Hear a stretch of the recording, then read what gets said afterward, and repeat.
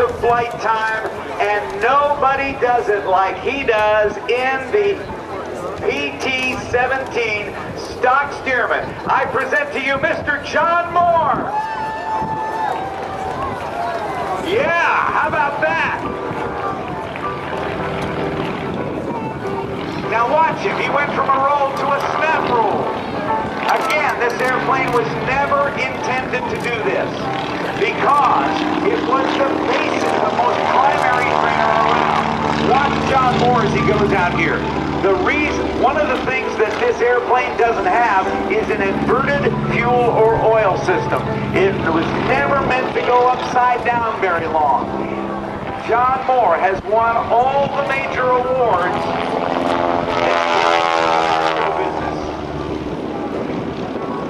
As he climbs for altitude with two B-1RDs in the back course, I'm sure they're steering clear of him right now.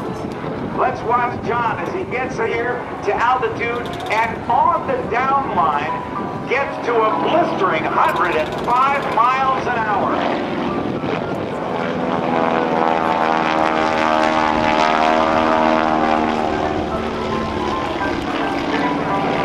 Up over the top and over only 400 feet above the ground, he'll roll the aircraft upright with a half a roll into the upright position, doing one half of the Cuban 8 maneuver, quickly pulling over the top. He'll do the same thing in the opposite direction with the Cuban 8. After World War I, if a pilot in that first air war survived, it was only about 3 weeks. Watch John now, he's at 400 feet, he's going to come all the way through this loop. Pulling through, pulling through, pulling through, watch him level off. Oh, at the bottom, leveling off just 40 feet above the ground. The average life of a fighter pilot in World War I, about 3 weeks. And they wanted to stay in aviation, so they buy a used surplus Curtiss Jenny trainer. They fly over the town, do some aerial stunts, land in a farmer's field and give rides for $5 or $10 a piece.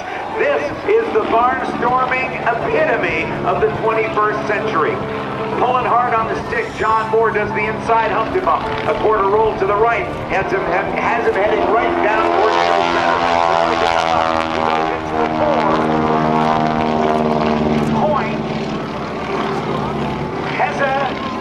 hesitation roll. Stopping every 90 degrees of roll. Now, the airplane, without an inverted fuel and oil system, he gets upside down too long and the airplane will literally, the engine will quit.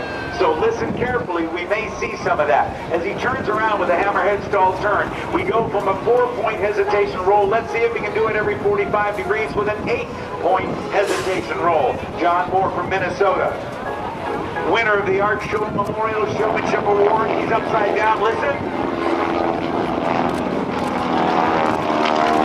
A little bit of a spark there. That's the 8-point roll. Now, as John Mohr continues out to the right-hand side, he has won the Art Show Memorial Showmanship Award, the highest award given to an airshow performer by the International Council of Airshows. The Experimental Aircraft Association has awarded him with a Bill Barber Award for Airshow Showmanship, given by World Airshow News at the Oshkosh, Wisconsin Air Venture Fly-In. John Mohr gets turned around. Now let's watch it.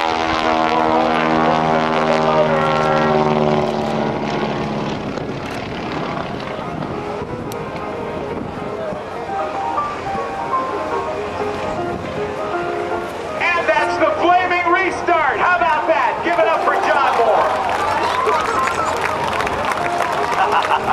Scare you a little bit? Scares us all a little bit until we realize that there's nobody who can fly a stock Stearman better than John. As he claws for altitude, watch him as he sets up for the next maneuver. We've seen rolls, 4-point rolls, 8-point rolls, barnstormers loops. Well, let's watch him now. There's 110 miles an hour and up he goes. He's going to go over on his back with 2 points of a 4-point roll and do a split S. The reverse 1/2 Cuban 8. As the ground comes up very quickly in his windscreen, John Mohr levels off. He's got the power. Wants to do the same thing in the opposite direction. 2 points of a 4-point roll, pulls through with a 1/2 vertical S. That is the reverse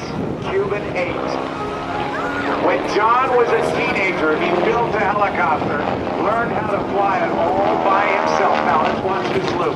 We saw the Super Hornet square loop. This is the non-Super Stearman square loop. With only 400 feet above the ground, he'll pull 90 degrees. Watch it. And the last 90-degree pull.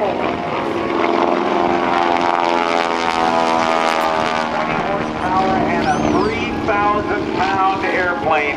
The primary trainer. It was known as the M2S by the Navy, the PT-17 by the United States Army Air Corps, and the Royal Canadian Air Force called it the Cadet. No matter who does it.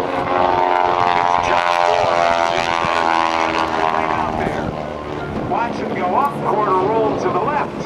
He'll run out of airspeed. Push hard on the left rudder pedal. The hammerhead stall turn right down through his own smoke. And he'll extend out to the left. Every one of his peers stops and watches this guy because he just knows how to fly it better than anybody else. He'll get turned around. Now let's watch him for the next part of the program. Fighting a stiff on-crowd wind. At less than 100 miles an hour. He goes not with a square loop, but with an 8-sided loop. A 45-degree pull. There's side 4, side 5, 40, side 6, side 7, and side 8. 35 or 40 feet above the ground and quickly rolls the airplane upside down as he turns to the left. Yeah, awesome. Now John's going to climb the airplane just a little bit more, continuing to roll it as he turns. This is an extremely challenging maneuver. He's going to set up for a maneuver that he's going to dedicate to his wife, Lynn. Lynn travels with him everywhere. She is a lovely lady. And John is going to do something that very few airplanes were meant to do, especially not an airplane made of wood and tubular steel and fabric over it.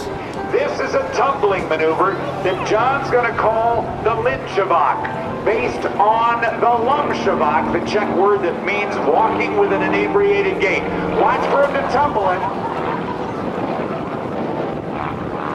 The snap roll, now watch this. Here's the tumble. Whoa! There he goes. Ladies and gentlemen, the Linshavak. Give it up for John Mohr. Up he goes, quarter roll. He'll run out of airspeed. Gravity wins big time. Power comes off. The tail slide. Watch him swap ends. He'll put it into a spin. There's 2 turns, and he'll recover. Watch him level off.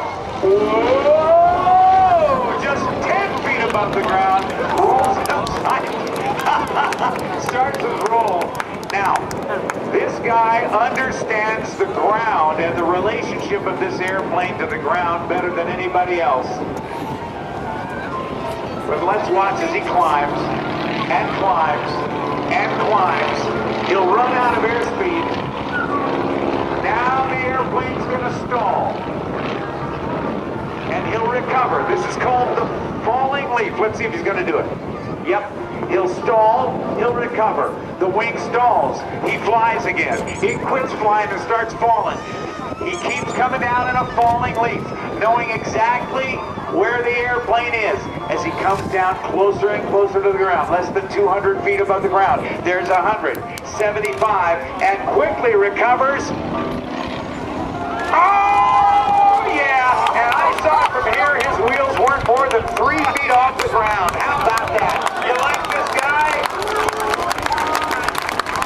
Now you know why he is the award winner. Watch him fly the fuselage so very, very slowly across. Listen carefully. He's going to roll it upside down. Listen to the engine.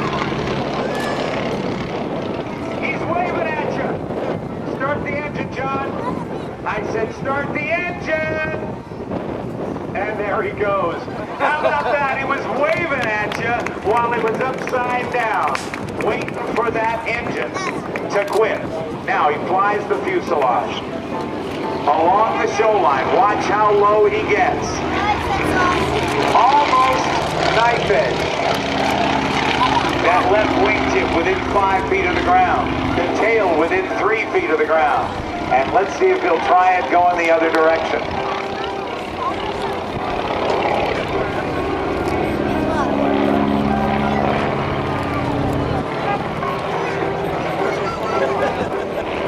Coming back again from the right. One more time.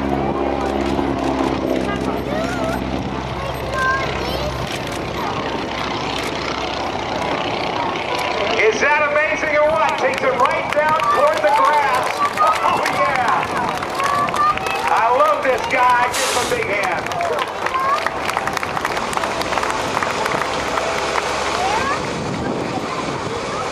Now, John Mohr is going to set up to land. I think he's talking to the airboat. This is called the inverted approach to landing, something most of us don't do as pilots.